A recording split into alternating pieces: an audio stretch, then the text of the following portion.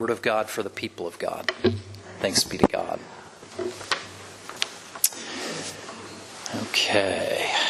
I would like to dive into some more of those story details, but we're going to try to stay focused today so we can actually finish on time. Maybe we'll come back and talk about some of those other elements in the story of Jesus' crucifixion at some point in the future. Including those prophecies that John mentions, fascinating prophecies that come out of the Old Testament. We have been taking a look very closely at Jesus' last words on the cross these past few weeks. We've spent the last 5 weeks looking at each of these statements that Jesus has made as he was hanging on the cross. And we've talked intermittently about how difficult it would have been for him even to make those statements.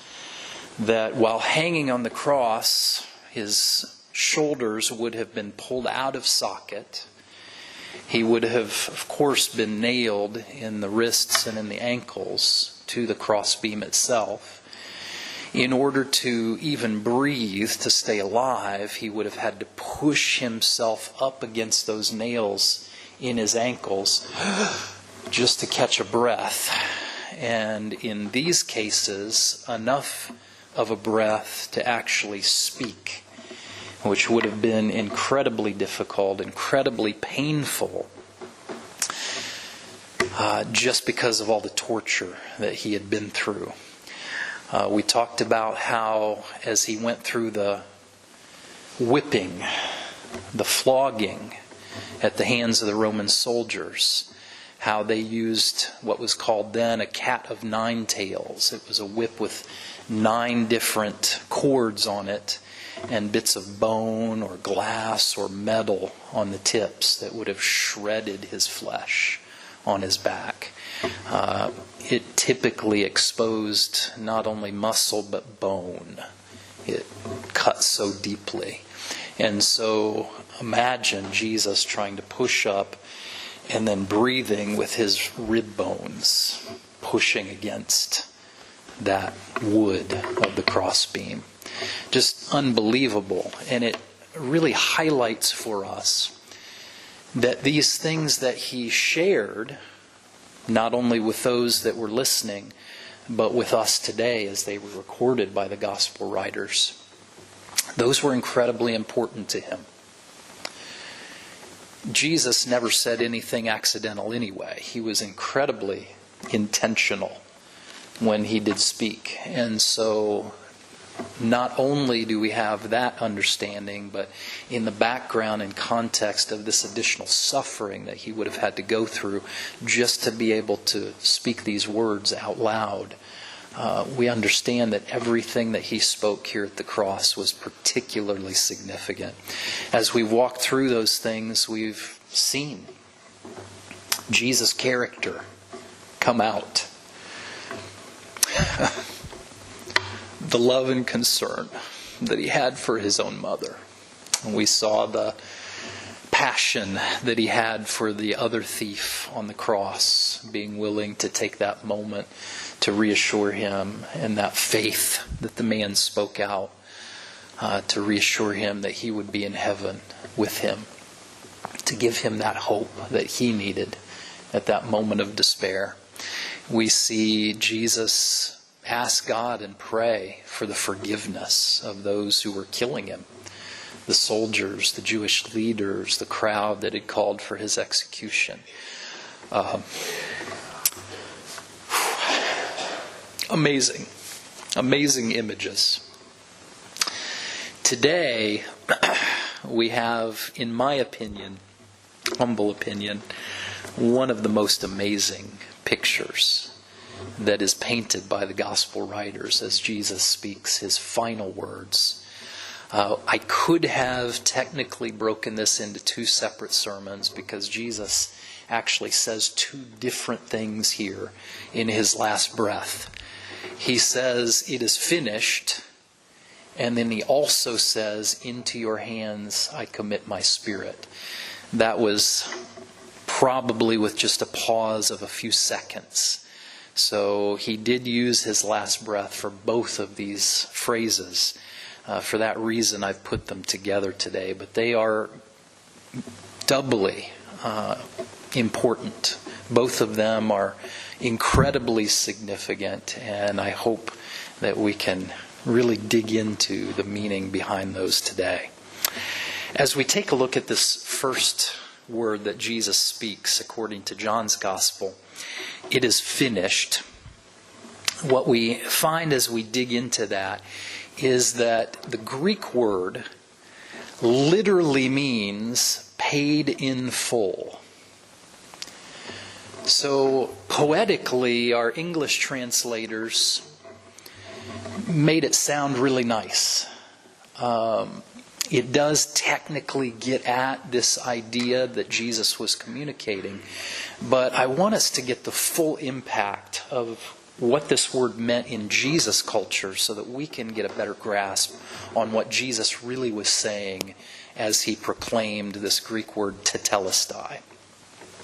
Tetelestai in Jesus' day typically was used in financial transactions, especially with merchants.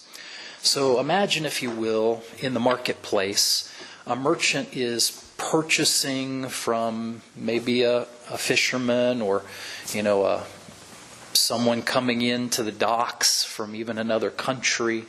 They have a bill of sale with all these different things that have been ordered written out, and as the supplier brings these things to the merchant, they check them off, make sure everything is accounted for, and then the merchant pays the supplier for those things, and the supplier marks on the bill, paid in full, tetelestai. Totally paid for, everything is accounted for. So it's this financial transaction that takes place, and a statement that the debt that was owed to the supplier is totally covered. It's paid now. So everything belongs to the one that is purchasing, that merchant that was purchasing. This is the term that Jesus uses here in his final breath.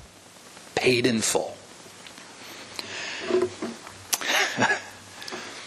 Now, as we look back at that, we understand from a spiritual perspective as believers that Jesus was talking about our sin debt. That each and every one of us had a list that we were accountable for. We know in the Scriptures, in the book of Revelation, we are told, actually in multiple places in the Scriptures, but especially in the book of Revelation, we're told that there is a book in heaven. And in that book, our lives are being written and recorded. The book of deeds, it's called, for each one of us. And God will call for our book at the end of time as he's sitting on his throne, and he will open that up and he will look down through that. And it will have the account of everything that we've ever done, good or bad. And so we recognize that we have this list of debt, the debt of sin that we owe, that Jesus is marking off one by one. Until it is written at the bottom, paid in full. That's what Jesus is communicating to us today, that the debt that we owe, he has taken care of. And I want us to really think about this. We've talked about how significant sin is and how significant forgiveness is.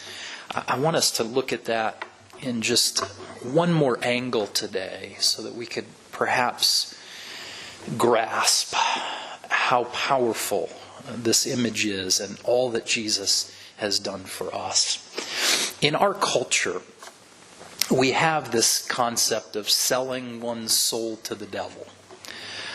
We have the Faust legend, we have Dorian Gray, we have so many other pictures in media and entertainment, in literature, in paintings and art of this concept that people, for one reason or another, make a bargain with the devil, sell their soul in order to gain some kind of earthly ambition, riches, fame, whatever it may be. I would like to suggest today that making a contract and signing it in blood, as we often see in these movies or literary depictions, doesn't need to take place to sell our soul to the devil. Paul tells us in the Scriptures, in Romans 6 and in Romans 8, that the soul who sins will die. That when we sin, we become a slave to the devil. In essence, any time we sin, from the very first to the very last, we have sold our souls. We are slaves to the devil. He owns us. And Jesus came to redeem us out of that slavery. He came to buy us back.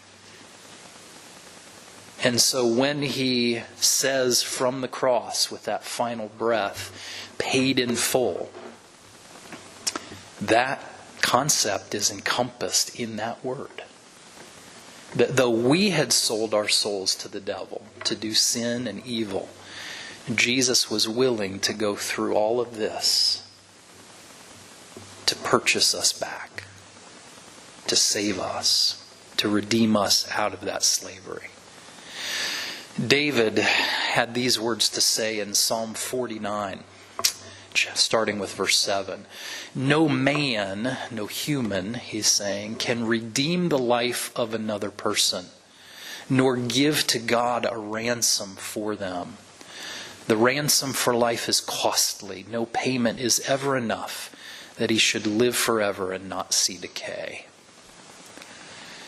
When speaking purely of another human being, that is absolutely true.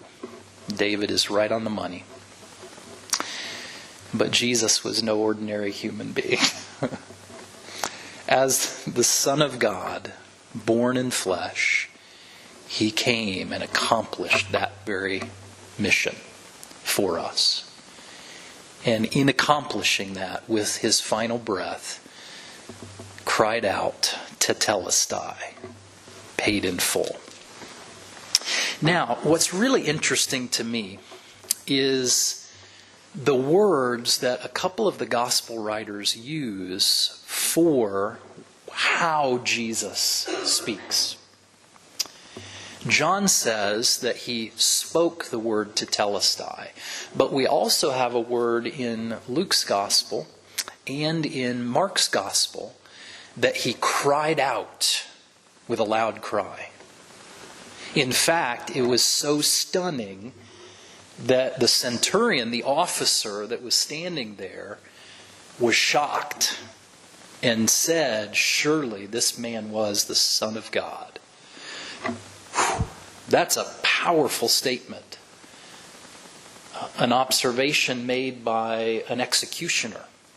You know, this Roman officer had been in charge of execution crews for hundreds, if not thousands, probably more like thousands of executions. He had seen incredible numbers of people die on crosses. That was his job, to kill people on the cross. And yet, at Jesus' loud cry, he is shocked because he has never seen or heard anything like it. Now, what is this loud cry that Jesus gave at the cross? The Greek word there is megalophone, and that actually is a very technical term in the Greek. It was used specifically in reference to military situations.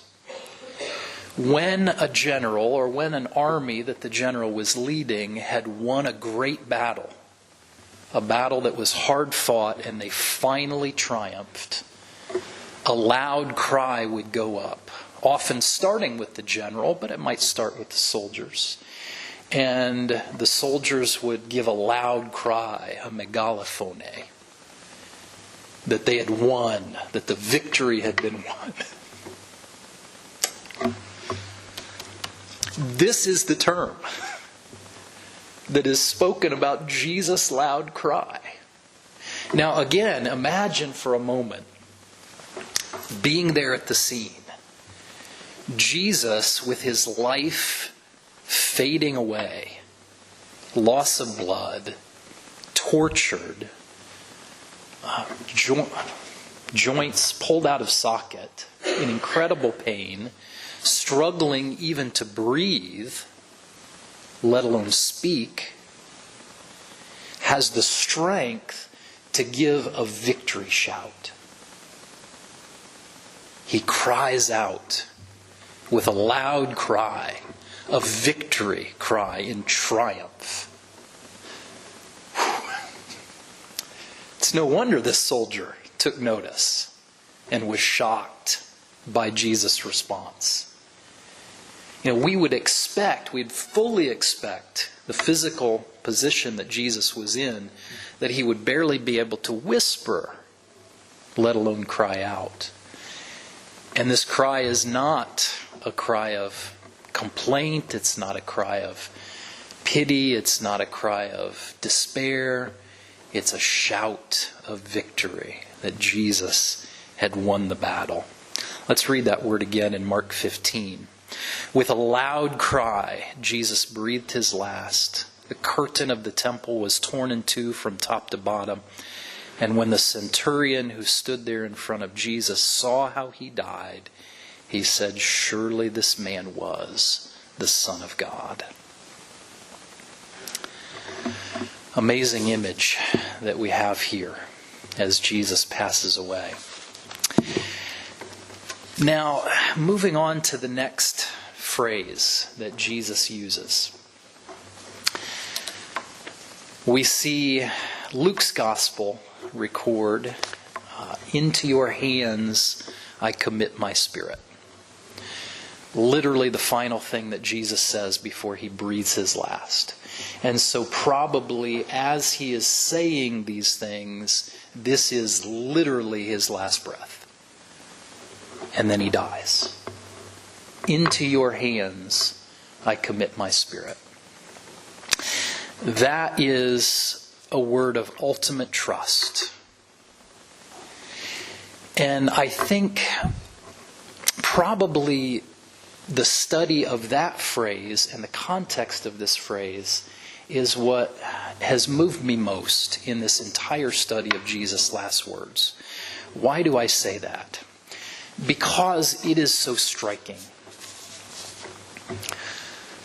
As I reflected on this particular phrase, this prayer, in essence, that Jesus gives, "Into your hands I commit my spirit," it sounds like the kind of thing that would be a personal, intimate, quiet whisper. Particularly as we think about at what point Jesus was right now in his life. About to die, about to give up his spirit. It just makes sense to me if I'm a Hollywood director and painting this picture. I would have Jesus cry out to Telestai, the loud cry. That's the victory. He won the battle. He beat the devil. He paid the debt in full. And then the intimate prayer would be the quiet whisper, "Into your hands I commit my spirit." But I noticed as I was preparing this message that that's not actually what the gospel writers say.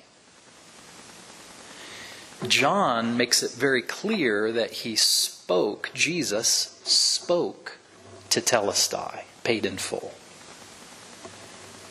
And Luke says that the loud cry, the cry of victory and triumph, was, "Into your hands I commit my spirit."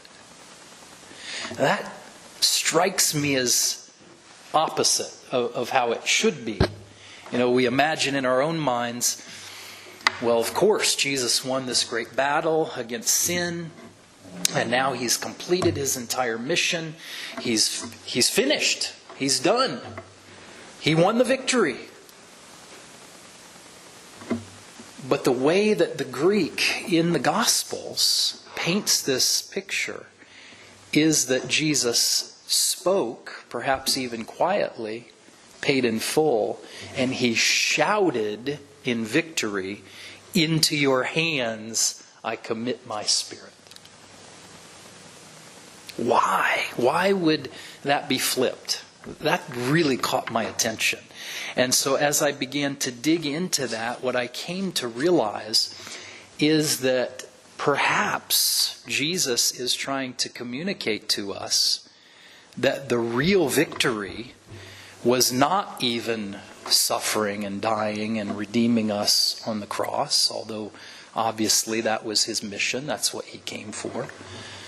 It was not defeating the devil and overcoming everything that the devil had done to curse us and keep us in slavery, although of course that's part of his mission. What that tells me is Jesus saw the most important aspect of his entire life here on this earth as one of trusting God. In every aspect of his life, every detail, every step of the way, every moment of every day, Jesus committed himself into the hands of his Father. No matter what he did, no matter what he said, we're told by other gospel writers that Jesus did nothing unless he saw his Father doing it first. He was always watching, always sensitive to the leading of God and God's Spirit, and he never said a word, never did an action unless he had the authority from God, the okay from his Father to do that. Jesus, in everything, in every way, committed himself, committed his spirit to do what God wanted him to do. And as we reflect on these very technical terms that the gospel writers use, we begin to see that Jesus is telling us that's the victory. That is the triumph. That because he was able to walk moment by moment in complete and total trust and obedience, he was able to overcome and complete his mission. As I reflected on that, that really threw me for a loop. I began to reflect in my own life on what that might look like. What if the greatest call in our lives that God has for us is not to be a certain way or do a certain thing, but it's just to trust God enough that we obey him. And day by day, our victory is in just committing ourselves to God and trusting him and obeying what he calls us to do, moment by moment. I remember a number of years ago when I was working in the school system, I heard more than one student say something like this: "Well, I don't want to be a Christian because then I wouldn't have any fun in my life." How many ever heard people say something like that? You know, as we stop and reflect on that, what is that really saying? That's saying, I don't trust that God has the best life for me in store. I'm going to trust myself. I'm not going to commit my life to God because I'm going to run things my way. Jesus said the exact opposite. Every day, every moment of every day. Into your hands I commit my spirit. So often other aspects of our lives, when we fear to step out in faith, maybe it's fearing to talk to someone we know about Jesus, family member or friend, or invite them to church, or any number of other things that we feel like God has put on our hearts to do. Why are we afraid to do that? Maybe it's because we're afraid of what they'll say. We're afraid of hurting our reputation. People might call us a Bible thumper or any other names that people make up. right? And so we hesitate for a moment. We don't do maybe what God has put on our hearts to do. Ultimately, we are putting our trust in ourselves instead of in Jesus, instead of in the Father. Jesus did the exact opposite. No matter what people said about him, no matter what they thought, he committed himself day by day to do what God had called him to do. And it got him killed. Maybe us doing that will get us killed too. But trusting that God's way is better means that that outcome would be the best outcome possible for us. Can we commit ourselves to God in that same way that Jesus did? Maybe it's an aspect of time or resources, energy, investment. We fear giving to other people because if I give that, I won't have enough. If I take this extra time, 2 or 3 hours to counsel this person and be with them and support them, I'll be exhausted. I won't have enough to get through the day tomorrow. I've been there. I've thought that many a time. Might be financial. Well, if I give this to this ministry project, this Bible ministry at Culver, I won't have enough for myself. Who are we trusting in? Are we trusting in ourselves? Or are we trusting in the one that gives the energy, gives the finances, gives the wisdom, gives whatever we need each and every day? If we will just commit ourselves the way Jesus did. Change is another common issue. A number of years ago, a good friend of mine who had been at one point a drug dealer, a criminal, all kinds of societal evils he was involved in. He became a Christian, and he was starting to bring some of those people from his background to church so that they could become a Christian too. And I'll never forget, he told me one day he had brought one of those young men to the church, and the guy came to the entrance of the church and stopped like he was frozen and just looked at the gateway, the entrance, those doorways. And he said, "What's wrong?" My friend did. He said, "I can't take another step, because if I go in there, my life will be changed forever." He knew. He recognized it.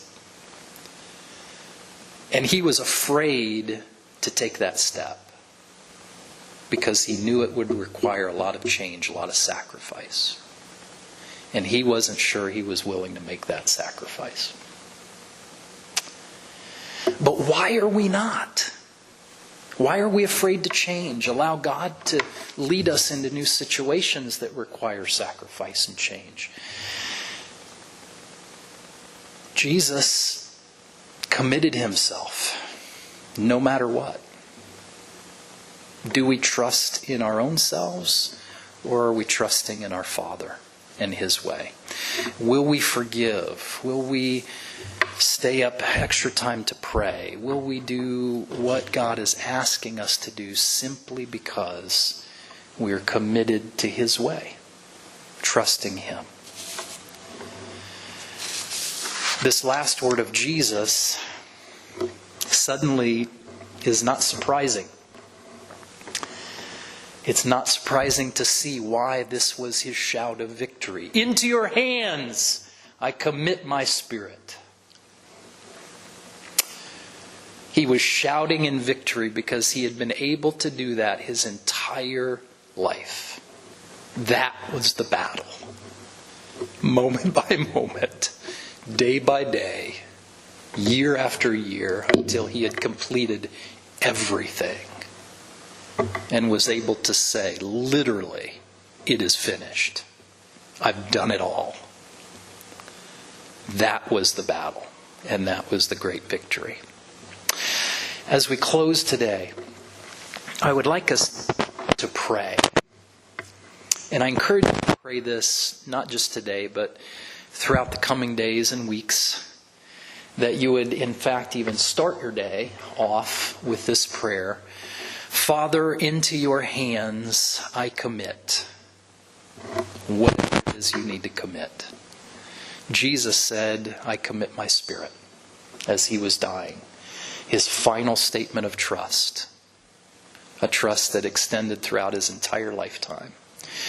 But that begins moment by moment. And so if we will start off our moments saying, Father, into your hands I commit my day. I commit my children, my grandchildren, my great-grandchildren.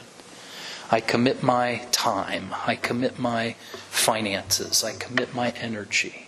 I commit my schedule. If you want to interrupt me today, Lord, I'm not going to get upset. I'm not going to yell and scream and throw a fit. I'm going to stop and ask, okay, Jesus, what are you doing? What do you want? Into your hands I commit my... You fill in the blank. What is it that God is calling us to do?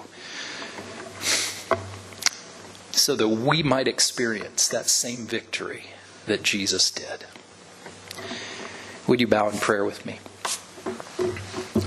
Father, as we come today, we lift up our hearts to you, and we ask that you bring these things to life in us.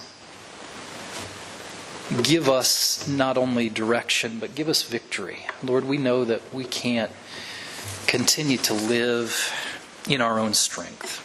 We need your power. We need your grace. We need your wisdom and your guidance. But with those, we know that we can live even the way that Jesus lived, moment by moment, trusting. Fill us with more and more faith.